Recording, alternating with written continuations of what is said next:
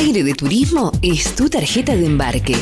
En www.facebook.com/foprotour.ar.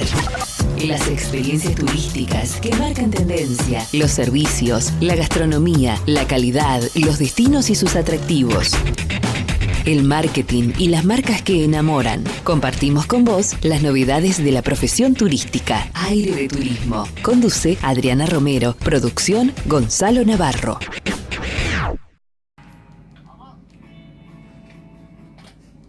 Hola, buenas tardes. Estamos nuevamente en nuestro programa Aire de Turismo, aquí en la primera del dial, la 87.5. Muy contentos porque estrenamos este nuevo ámbito de difusión de las noticias de turismo por profesionales en turismo.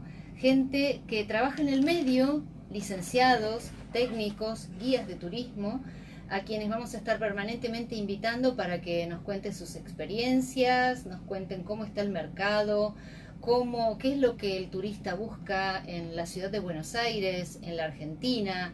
Así que bueno, estamos ya listos para arrancar y contarles lo que hemos hecho durante el verano, lo que hicimos durante el mes de enero. Que estuvimos por Madrid, en España, en una feria de turismo muy importante que se llama FITUR, es la Feria Internacional de Turismo.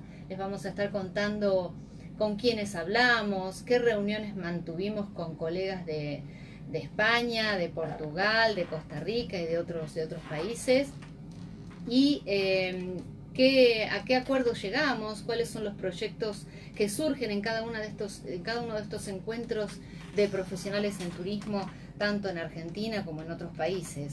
Así que bueno, nuestro programa dura 1 hora.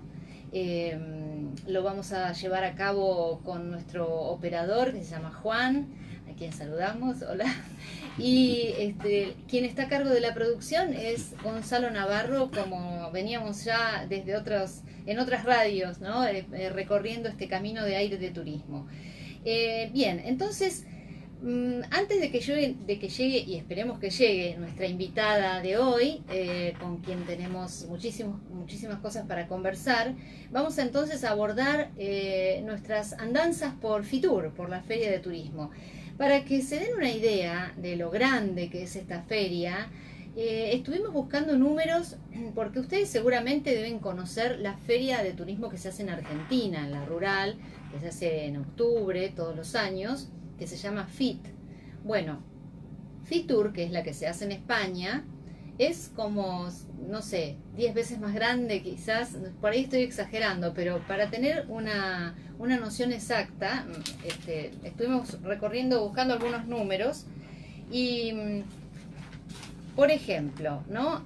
Nuestra FIT, nuestra Feria Internacional de Turismo en el año 2018, esta que yo les decía que se hace en la rural, donde van todas las provincias, traen sus stands, sus shows folclóricos, su gastronomía, sus danzas, su arte, su cultura, y las empresas también contratan sus stands para vender sus productos. Más que para vender, en realidad son contactos comerciales, son reuniones que se hacen tanto con colegas, con otros profesionales, como con el público. Estas ferias, la característica que tienen es que tienen unos días, 2 o 3 días, que son estrictamente para profesionales, es decir, que es donde más se concertan citas de negocios, se conocen colegas, se trata de conocer el producto que está ofreciendo cada operador turístico, cada provincia, cada destino turístico.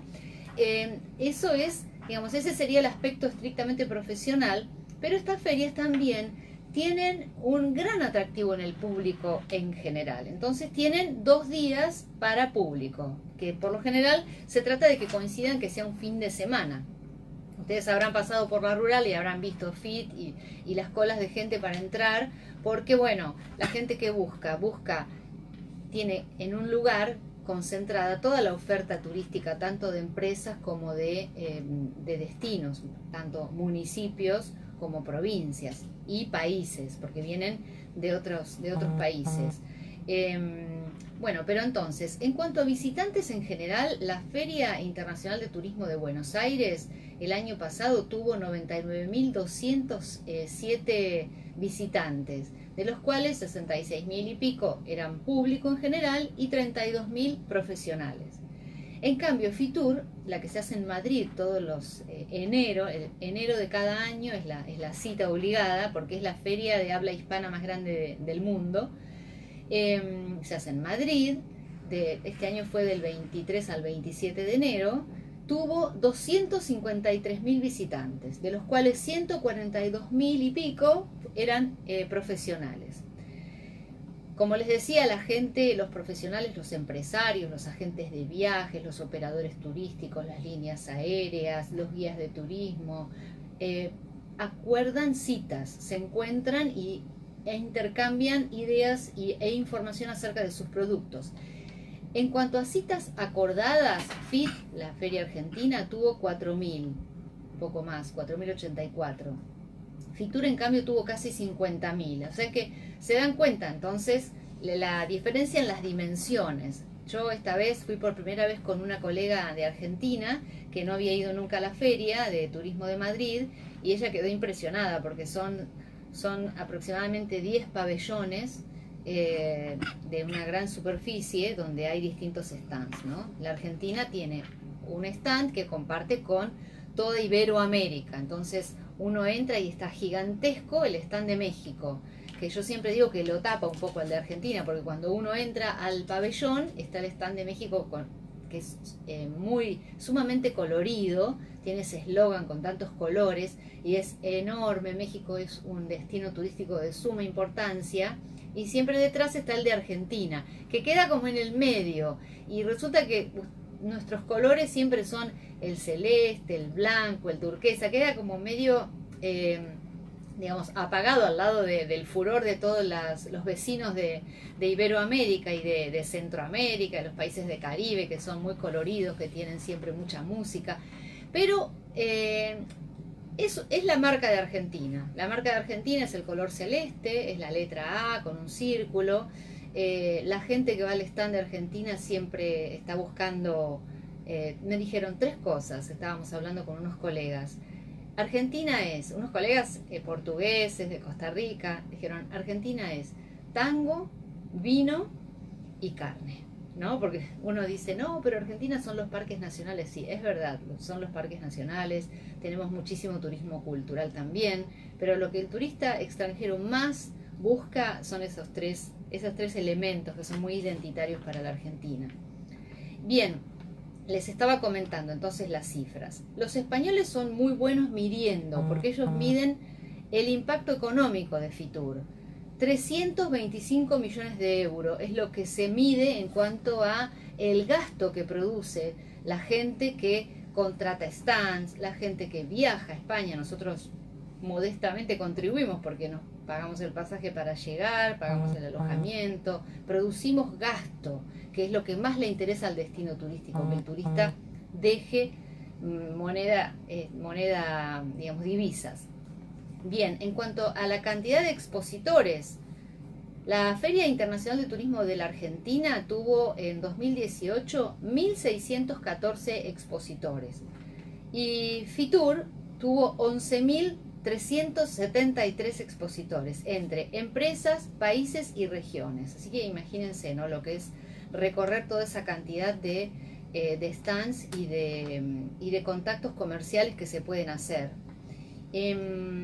Bien, ¿para qué se hace una feria de turismo? ¿Por qué los países invierten tanto para atraer ferias? Porque por un lado está el interés turístico de la gente que va a visitar la feria y que es muy entretenido porque recorre todos esos stands. Pero por otro lado está el interés económico del país que acoge este tipo de actividades.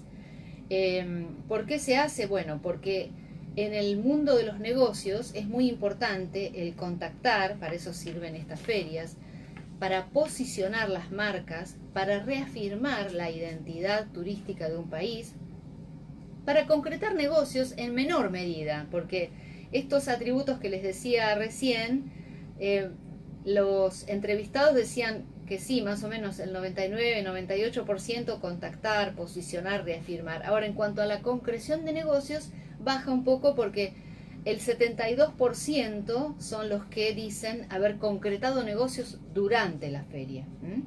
y también en general para promocionar.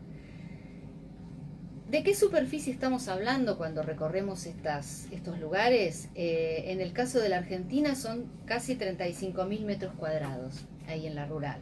En el caso de Fitur, en Madrid, 63.000 metros cuadrados. No me pareció tanta la diferencia, yo pensé que era mucho más, porque lo que da la impresión es que Fitur es como 10 feet, pero en fin. Países que acuden a nuestra feria aquí en Argentina, 52. Países que acuden a Fitur, 165. Bueno, y recién les decía por qué nosotros vamos a Fitur, en el caso particular de los profesionales en turismo, ¿no? Y que nos encontramos con otros colegas y mantenemos reuniones. En este caso teníamos dos actividades importantes. Una es que nos había convocado la Asociación Española de Profesionales en Turismo para mantener reuniones. Ellos habían organizado un debate sobre la importancia de las asociaciones y colegios de profesionales en turismo. Aunque parezca mentira, nosotros tenemos problemas muy parecidos a los de ellos. En España también hay intrusismo en la profesión, en España también hay mucha informalidad que se trata de regularizar para que todos los guías tengan su credencial, para que todas las agencias operen en orden, que no haya sorpresas desagradables para los turistas. Entonces, en España están tratando de formar un colegio. Ahora, como ellos son un país, no son un país con provincias como nosotros, sino que tienen sus comunidades autónomas, ellos todavía pueden formar un colegio para todo el país. Nosotros en Argentina los colegios son provinciales. Y luego, bueno, eso se llevó a cabo en uno de los salones de Fitur. Fue muy positiva la reunión, se habló de ética profesional, se habló de lo que pasaba en otros distritos, habló Portugal, por ejemplo, en Portugal no hace falta ser un graduado en turismo, no hace falta obtener un título en una universidad para ser guía de turismo, no se lo exige. Así que nosotros decíamos, bueno, en realidad tenemos nosotros algo de que enorgullecernos, porque en Argentina se tiende a que el guía sea graduado de un instituto debidamente habilitado por el Estado. En Portugal no. Ellos tienen una directiva que hace unos años se estableció para toda la Unión Europea y hubo como una desregulación de las exigencias para ejercer las profesiones. Bueno, esa fue una de las actividades. Y la otra actividad fue que estamos tratando de conformar una red mundial de profesionales en turismo, y estuvimos reunidos en uno de los stands con uno de los empresarios que nos está ayudando a constituir esta asociación, que es Intermundial Seguros, que era la empresa que aseguraba a todos los visitantes de Fitur. Y bien, estuvimos poniéndonos de acuerdo en cuanto a cómo la vamos a llamar, los estatutos, la redacción de los estatutos, y una serie de cuestiones formales.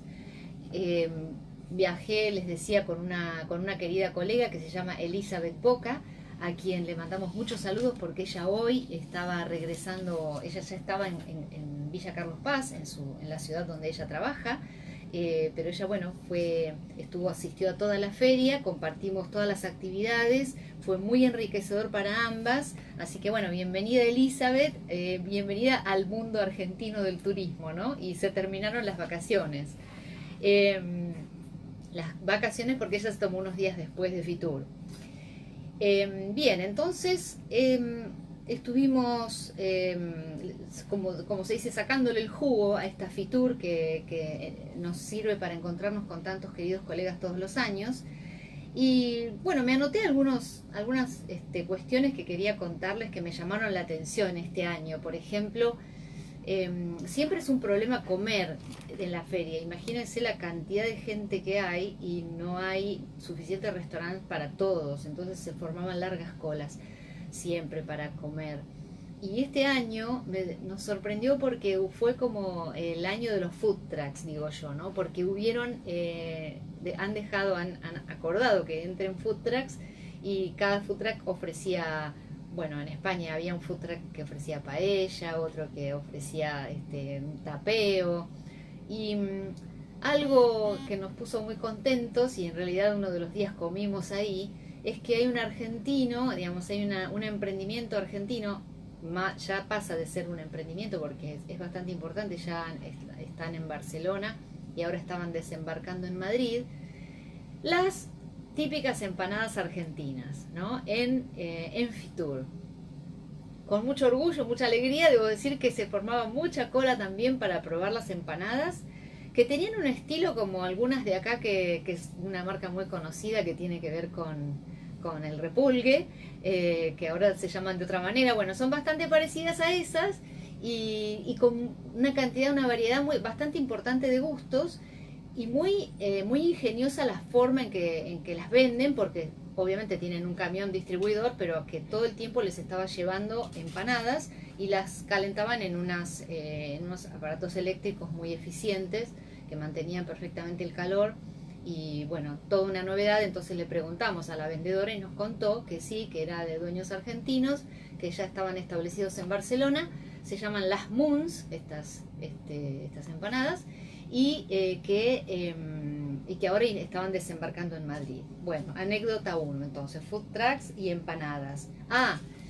Otra de las, no tanto anécdotas, sino un hecho importante que sucedió en Madrid en esos días fue la huelga de taxis.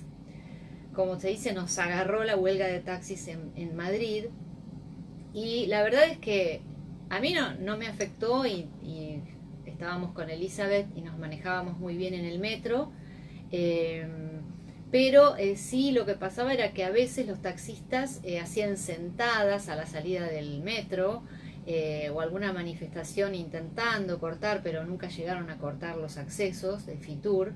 Y entonces era, bueno, muy interesante escuchar las diversas campanas, porque por un lado estaba la gente que decía, sí, tienen razón. ¿Cuál era el motivo de la protesta? El motivo era Uber, como ya ha sucedido acá, ¿no? Los taxistas madrileños entonces se quejaban de las condiciones, o sea, las mayores exigencias que ellos tienen para, el mismo caso que aquí en Buenos Aires, ¿no? Para llevar a cabo su actividad, y que consideran que Uber es una competencia desleal. Entonces, bueno, las protestas fueron bastante fuertes, bastante encendidas. Hubo alguna fogatita por ahí encendida justo el día porque a la feria la inauguran los Reyes. Entonces estaban ahí doña Leticia y don Felipe, y estaban los taxistas protestando en la puerta. Y luego, cuando nos íbamos de Fitur, el último día, habían hecho un corte en el Paseo de la Castellana, que es una avenida muy importante, y ahí habían bloqueado directamente con los taxis. Sin embargo, las colectoras sí se podía transitar bastante bien. Entonces, este es un conflicto que compartimos con otras ciudades del mundo y que habrá que ver cómo se resuelve. Nosotros opinamos que tiene que haber igualdad de condiciones para competir. Nos pasa, nosotros hablamos de la uberización de la economía a veces, y nos sucede con, por ejemplo, los guías de turismo, que son guías que han ido al ente de turismo de la ciudad, han obtenido su credencial, tienen todo en regla, son graduados o son gente que ha logrado acreditar su experiencia como guía, y tienen competencia desleal de gente que se pone a guiar a veces sin los conocimientos o sin la debida registración. Entonces, digamos, si las reglas del juego son que nos tenemos que registrar, bueno, nos tenemos que registrar todos, ¿no es cierto? Entonces, en eso somos solidarios con los taxistas que tienen todo en regla. Lo que pasa que a veces las exigencias son muy elevadas, se pone la vara muy alta para el ingreso a algunas actividades. Bien, bueno, en cuanto a la huelga, entonces ya está, lo tildo. Y les quería recomendar, si van a Madrid, un restaurante que se llama Asturianos, porque ahí comimos maravillosamente bien. Hicimos una de las reuniones gastronómicas donde nuestro colega de Portugal, Agostinho Peixoto, llevó sus espumantes y ahí hicimos unas degustaciones. El restaurante nos permitió llevar nuestras bebidas, pero bueno, por suerte pudimos consumir los platos de la cocina asturiana, excelentes. Lo recomendamos por si se dan una vuelta por Madrid. ¿Quién no va a Madrid alguna vez en su vida, no? Y bueno, y otra de las recomendaciones que les quería contar, aparte de esto del restaurante Asturianos, es que después del Fitur uno siempre busca qué hacer, a dónde ir de paseo, busca lugares cercanos. Nosotros no nos quedaba mucho tiempo, teníamos un día libre y buscamos, hay una red en España que se llama Los Pueblos Más Bonitos de España, y les puedo asegurar que se merecen ese nombre. Entonces de esos pueblos buscamos cuál nos quedaba cerca de Madrid y encontramos un pueblo que tiene nombre de juego de cartas, se llama Chinchón. Se puede llegar por la autopista 4, la autopista 3 o por buses, o se pueden tomar excursiones, es muy cerca, es menos de 1 hora de viaje.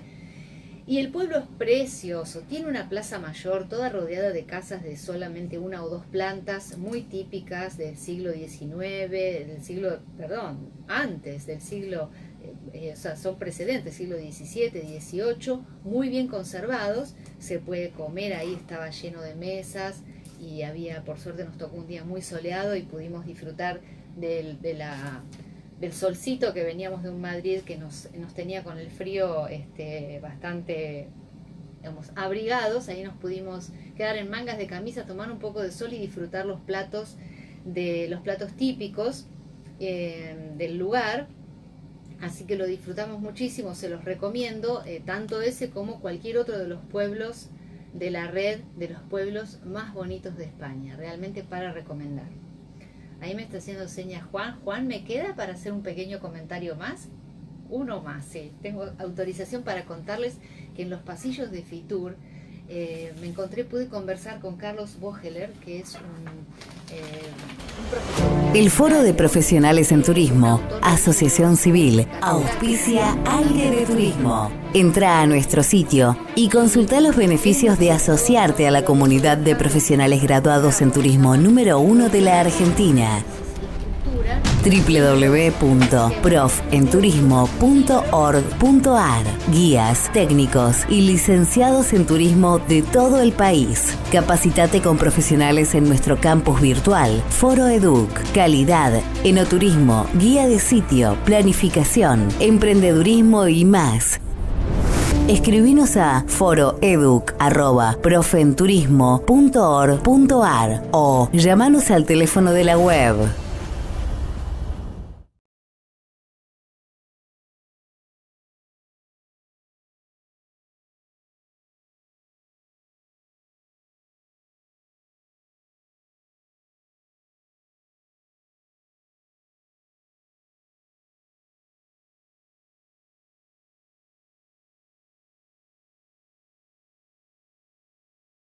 Bueno, muchas gracias Juan.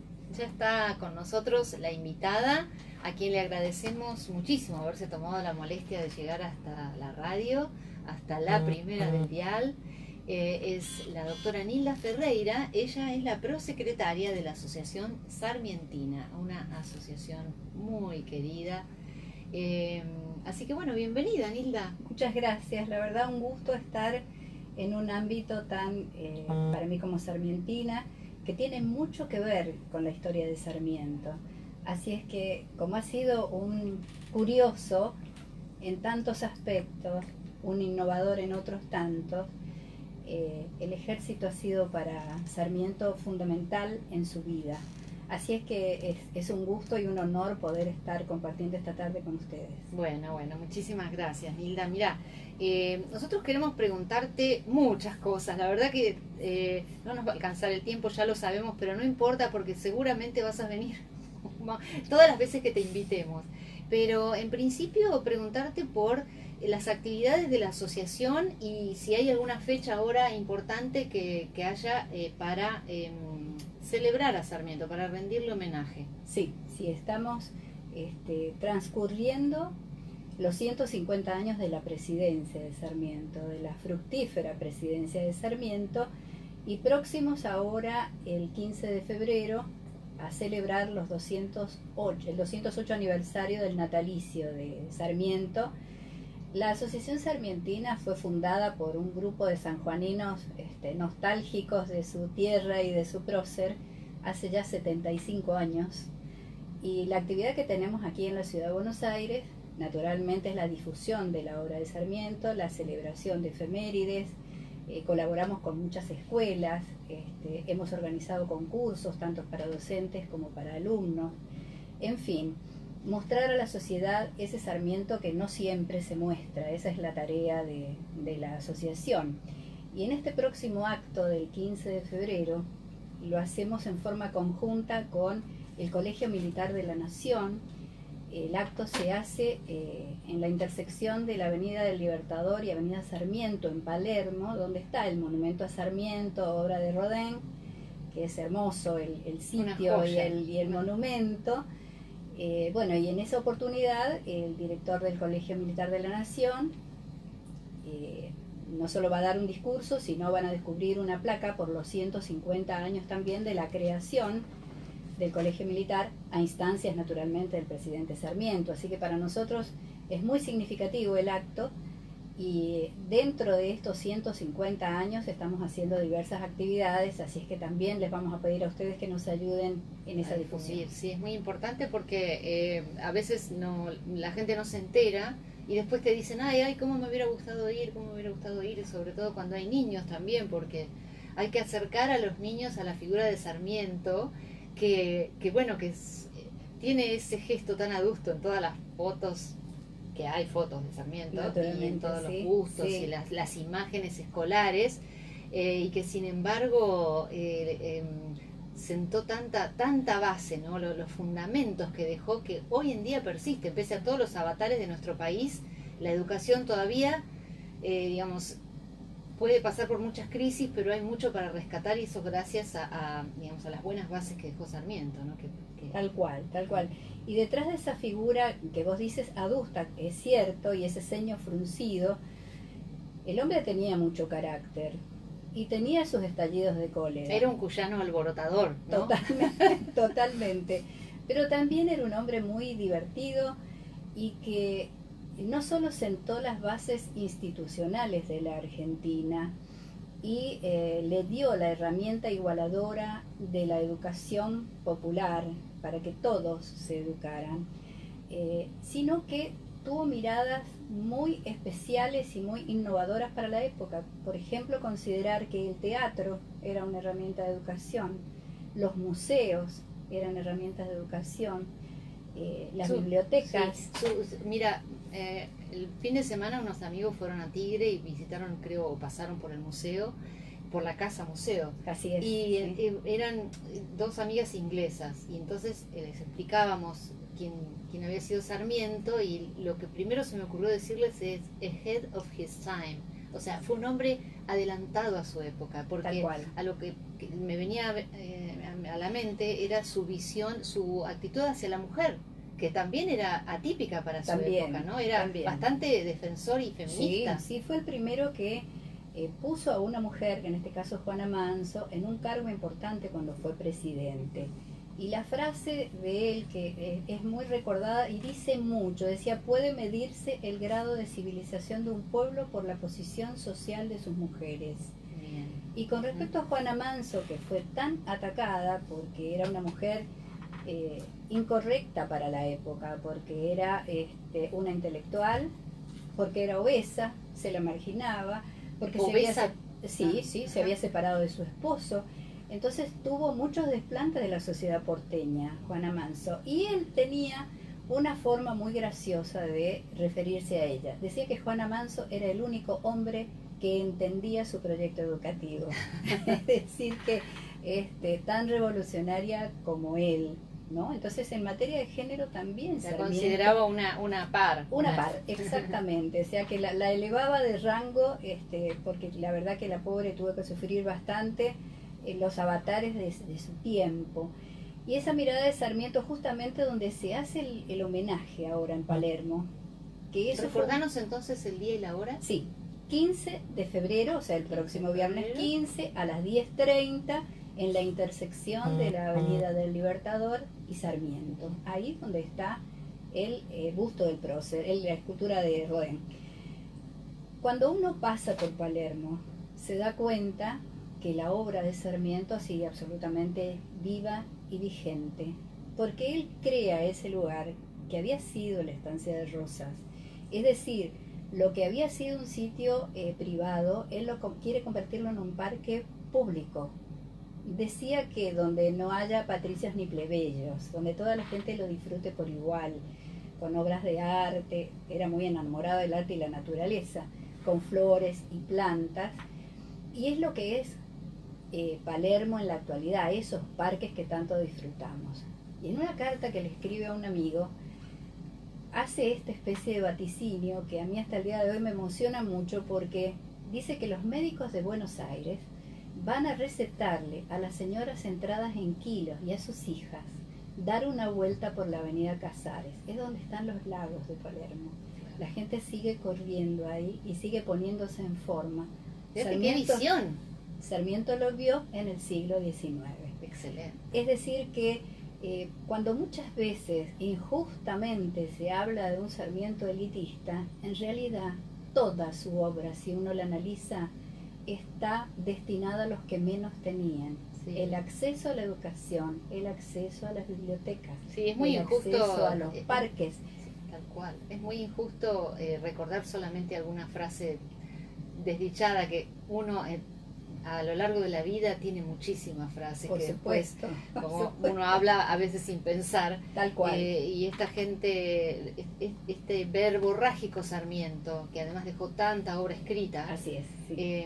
No tenía empacho en ser, era transparente. Sí, era muy frontal, aún en una época donde ya se ocultaban los sentimientos y se ocultaba lo que verdaderamente se pensaba. Sarmiento no solo lo decía, lo escribía. Entonces ahí está en letra para el análisis y el castigo de los que toman, los que quieren castigarlo, mejor dicho, con algunas frases.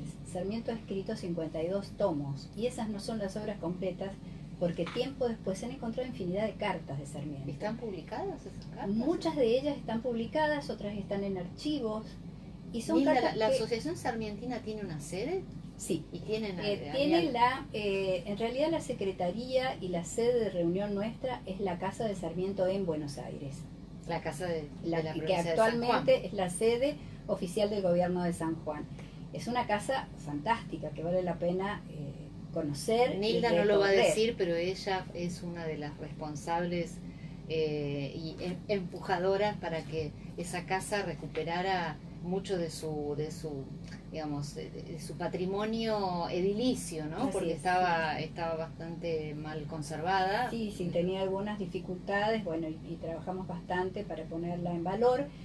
Y ahí hay una biblioteca con escritos de Sarmiento, hay literatura solamente de Sarmiento y de San Juan, pero está abierta al público. Así que la gente puede ir a acceder, y es más, hay en el lugar, doy la dirección, es Sarmiento 1251, Sarmiento entre Talcahuano y Libertad. La casa está abierta de lunes a viernes, de 9 a 16, y hay visitas guiadas especiales para escuelas, cual los chicos siempre se les hace algún mimo con regionales de San Juan y los docentes lo pasan hermoso, y se cuenta la vida de Sarmiento, que después de tantos años de exilios y de luchas, la única vida familiar que tiene Sarmiento después de ocupar grandes cargos, la vive en esa casa. En esa casa. En esa casa, así antes es. de irse a Paraguay, ¿no? Así es, que a Paraguay se va por razones de salud. En esa casa, su casa de Buenos Aires, él vive con su hija, Ana Faustina, que ya estaba viuda, y sus 6 nietos, o sea que disfruta mucho de la adolescencia y la juventud de sus nietos, que eran la mayoría mujeres, eran 4 mujeres y 2 varones. En esa casa él impregna a través de su familia de arte también, porque cada vez que daba una charla, una conferencia, que solía darlas en ese lugar, sus nietas, una de ellas pintaba, otra de ellas cantaba, él las impulsaba para que estudiaran arte, música, es decir, esas imágenes de Sarmiento no se conocen mucho. Nilda, cuando vos trabajaste, sí. Nilda fue subdirectora de la Casa de San Juan, yo recuerdo que se harán todavía, no lo sé, representaciones de la vida cotidiana, ¿no? De Sarmiento y de su hija y sus nietas. Sus nietas así es, porque digamos, había chicas que Claro, trabajaban en la casa de sí. San Juan, que eran empleadas, ¿no? Empleadas, Que sí. voluntariamente, involuntariamente, Nilda las hacía producir los vestidos, todo, Tal tenían toda una cual. producción propia y recreaban los diálogos y Tal los cual, trabajos porque de la época. como decía recién, que Sarmiento todo lo escribía, hay muchas cartas en las cuales nosotros nos basamos para hacer pequeños guiones teatrales. De esa manera hacíamos justicia a la figura, una haciendo teatro, que a él le encantaba, y por otro lado contando la historia de su hija, que es muy poco conocido, Adriana, que él tuvo una hija, mientras fue soltero nació esta niña, pero En fue San criada, Juan, ¿no? nació en Chile, la niña nació en Chile, y él la trajo a San Juan y la crió junto a su madre y a sus hermanas, y fue una hija sumamente cariñosa. Las ¿Y cartas qué pasó con la entre mamá de ellas, esa niña? no se sabe bien, se cree que murió muy poco tiempo después, y la familia rechaza un poco, la familia de esta niña, de Ana Faustina, el hecho de criarla, y Sarmiento va y la pide, era muy chiquitita. Un ejemplo de Una- padre, además. Sí, ¿no? fue una especie de padre soltero que Sí. se hace cargo de su niña, la niña lleva su nombre naturalmente, se llama Faustina, y será quien le cierre los ojos en el Paraguay cuando él muere. O sea que fue una hija absolutamente amorosa. Las que tenemos padres grandes sabemos que Lo importante siempre que es estar. acompañarlos, ella en la ancianidad de Sarmiento es quien lo hacía que tome los medicamentos, se afeite, lo acompañaba Sí. en los viajes. Los hijos pasamos a ser un poco padre y madre, ¿no? Así de es, nuestros padres. así es. Así Sí. que bueno, es una tierna relación, y en esa etapa de la casa de Sarmiento nosotros pusimos varias veces, y creo que se va a seguir haciendo en algún momento, porque esa casa es muy especial. Yo había encontrado un rastro de que Mitre lo visitaba en esa casa, y dije, bueno, pero a esa altura él estaba bastante peleado con Mitre. ¿Qué hacían? Esa fue la primera sede de la Sociedad Protectora de Animales. Vos es que te estaba por preguntar sobre ese aspecto, hablando de lo avanzado que estaba para su época, que Sarmiento era un hombre muy sensible con los animales también. Así Y es. que, bueno, él fomentó la creación de la sociedad protectora, o por lo menos la legislación para proteger Tal a los cual. animales. Él, en esa casa se ve que dejaban todas las cuestiones políticas de lado, y Mitre también formaba parte de la sociedad protectora. Sarmiento lo que hace es darle un gran impulso a la sociedad protectora. A él lo sensibilizaba muchísimo todo lo que fuese la crueldad contra los animales, y sobre todo contra los caballos, que se veían escenas espantosas en la ciudad de castigo a los caballos. Entonces elige como símbolo de la sociedad protectora una imagen muy hermosa que nosotros la regalamos en una oportunidad en la casa, en algunos diplomas que hemos dado a protectores de animales, donde hay un caballo caído y el carrero está por pegarle con el látigo, y un ángel aparece y le toma el brazo al carrero. Es una imagen muy conmovedora, porque él la elige como que todos tenemos que ser ese ángel de los animales, que tenemos que protegerlos cuando los vemos vulnerados. Y como no se iba a quedar muy quieto porque la ley no salía, organizó la primera manifestación a Plaza de Mayo en defensa de los animales. Pero, Nilda, eso creo que la gente no lo sabe. Que lo sabrán todos los protectores. Viste que hay varias asociaciones de defensa de caballos maltratados, de rescate, etcétera. A lo mejor no lo saben, no sé, me lo pregunto. Quizá, bueno, esa es una de las tantas cosas que se sabe poco de Sarmiento, y creo que ese es un aspecto amigable para contar esta historia a los niños también, ¿no? Porque los niños naturalmente tienen un gran cariño por los animales. No lo cada vez hay que más. tratar de que no lo pierdan, claro, que no se Así es, insensibilicen. Exactamente, y bueno, sí, es una historia, se han publicado algunos libros últimamente con respecto a ese aspecto de Sarmiento, pero en general la mayoría de la gente no lo conoce. Sucede lo mismo con el carnaval. Este hombre disfrutaba mucho de las fiestas populares, y tampoco se conoce mucho de eso. Así es. Él decía que las fiestas populares ayudan a levantar el espíritu de la gente simple. O sea, él pensaba no en las fiestas y tertulias de salones, como eran en la época, sino que las fiestas salgan a la calle. Claro, sí. Así Disfrute es, de la vida. Así es como él institucionaliza la celebración del carnaval. Y una especie de murga de Carapachay lo distingue, y está la medalla en el Museo Histórico Sarmiento, con una medalla declarándolo emperador de las máscaras. Ay, no, qué genial, me encanta. Es muy gracioso porque se lo ve a él con un perfil casi como de mono, con un bonete, es muy gracioso, y él se sintió tan honrado con eso. Claro, sí, que lo distinguía justamente la gente que él intentaba. Tal cual, que valoraba mucho eso, la cultura popular. Y creo que mucha gente que suele decir, pero Sarmiento era elitista, no tiene nada que ver con eso la figura de Sarmiento. Era un hombre divertido, con estallidos de carácter, sí, porque además, todos sabemos, era sordo, y en esa época los audífonos prácticamente no funcionaban. Se pondría nervioso. Exactamente, entonces estallaba y gritaba. Y bueno, y esas otras cosas que escribía, es cierto que escribió cosas a veces muy terribles, pero yo creo que era una época terrible. Era una época terrible en todo aspecto, y de mucha violencia en el interior del país y acá mismo. De guerras. De guerras constantes. Sí. Entonces, bueno, él decía que había tenido que combatir con la sangre a los tobillos y había tenido que escribir de esa manera. Nilda, él fue militar, ¿no? Sí, él fue militar. Él fue militar, ¿por qué? Porque no es como ahora, no es que abrazó la carrera militar, sino que en algún momento tuvo que participar de una guerra. Exactamente, él fue boletinero del Ejército Grande, participó en algunas batallas siendo muy joven junto a su padre. En la batalla del Pilar, creo que él tenía algo así como 18 años, que es donde muere la Prida en Mendoza, en la batalla de Rodeo del Medio. Ahí es donde él le da valor a las Fuerzas Armadas y se da cuenta que hay que organizarlas, que tiene que educarse, tienen que ser profesionales. Tal cual. Siempre va apareciendo, Adriana, en toda la obra de Sarmiento su obsesión porque cada profesión o cada oficio tenga su educación, su estructura de educación, y las crea. Si no había, las crea. Así crea el Colegio Militar de la Nación, así crea la Escuela Naval Militar, así crea la Escuela de Minas en San Juan.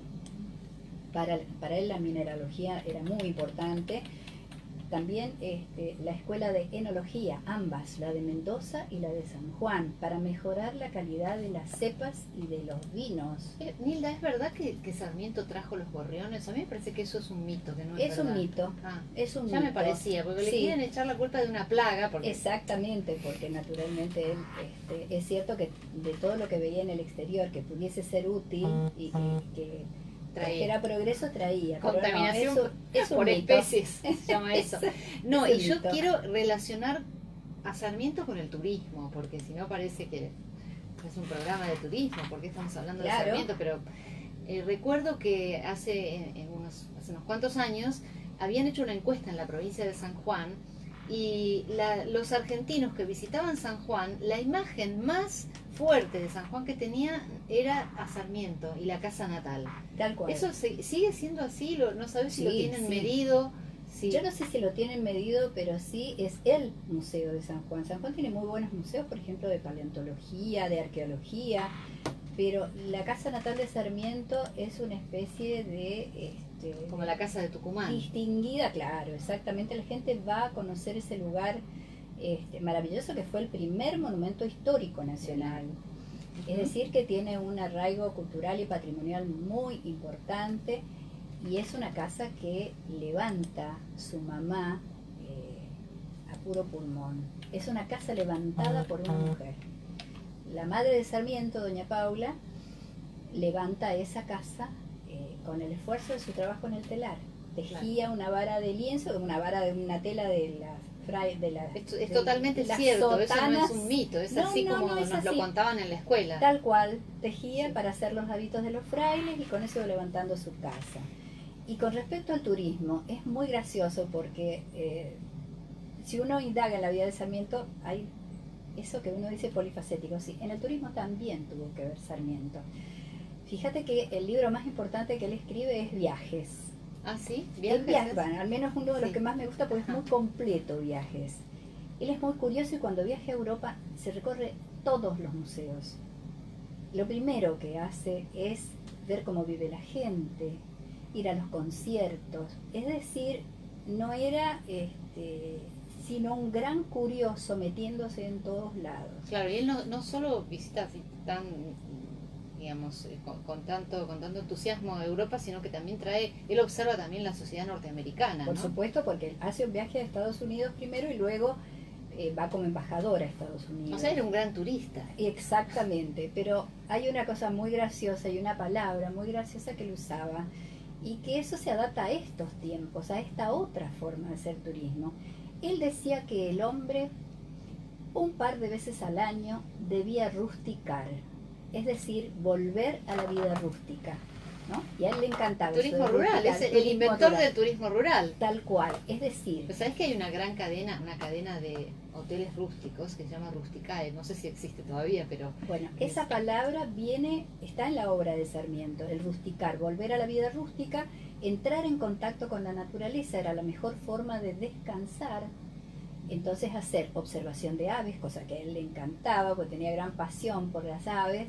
Él disfrutaba también del turismo termal, porque acostumbraba a hacer largos viajes para ir a las termas.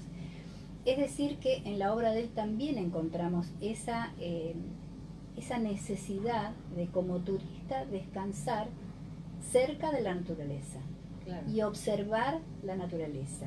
A su modo estaba promoviendo y promocionando el turismo, y como una forma amplia, como una necesidad humana.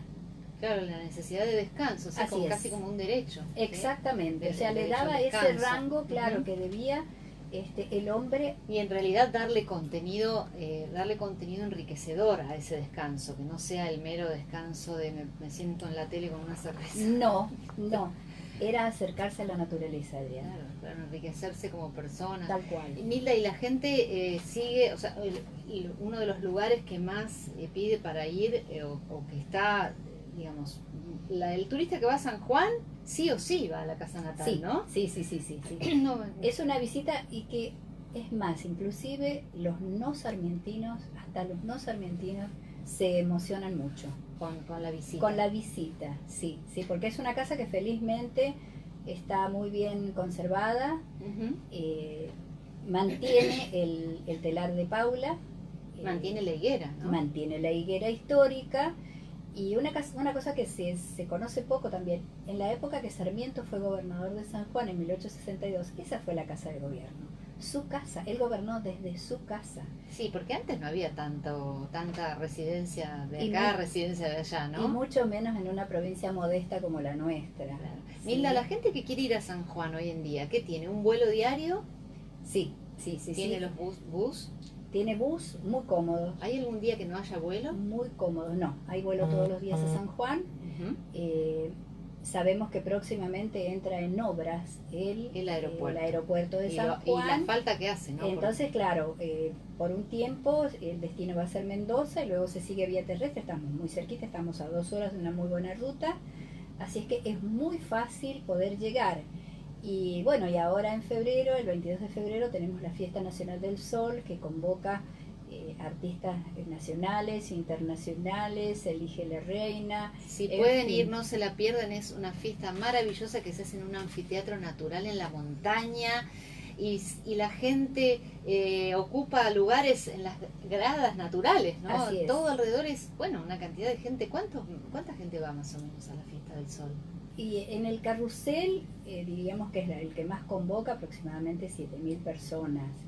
En Sonda por ahí un poquito menos en el escenario actual, que ahora creo que va a haber un nuevo escenario, se está preparando un escenario especial para la fiesta. Después, el predio ferial, que está abierto durante 3-4 días, donde el público puede hacer degustaciones de vinos, de productos regionales. Yo lo que vi en las fiestas, como observadora de afuera lo digo, es que es una fiesta que tiene su parte producida, ¿no? Su Sí. show que es bien pensado, bien producido, pero que tiene, en ningún momento la gente deja de disfrutarla como una fiesta popular, Así porque es. previo a la fiesta en este anfiteatro natural hay este desfile de carrozas, Claro. que la gente sale con sus banquitos y se van, Así, se toda van la con comunidad sus mates, con sus cosas. participa en ese desfile de carruajes donde va la reina de cada departamento.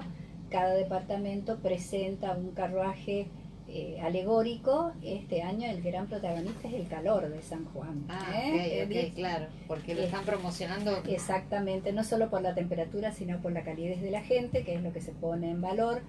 porque si algo le gusta a los sanjuaninos es recibir visitas. Así es, son muy hospitalarios. Bueno, se nos ha terminado el tiempo. Nilda Ferreira, nos has dejado con muchas ganas de seguir escuchando sobre Sarmiento y sobre San Juan, así que se repita la visita, por favor. Muchísimas Ojalá que sí, gracias. muchas gracias.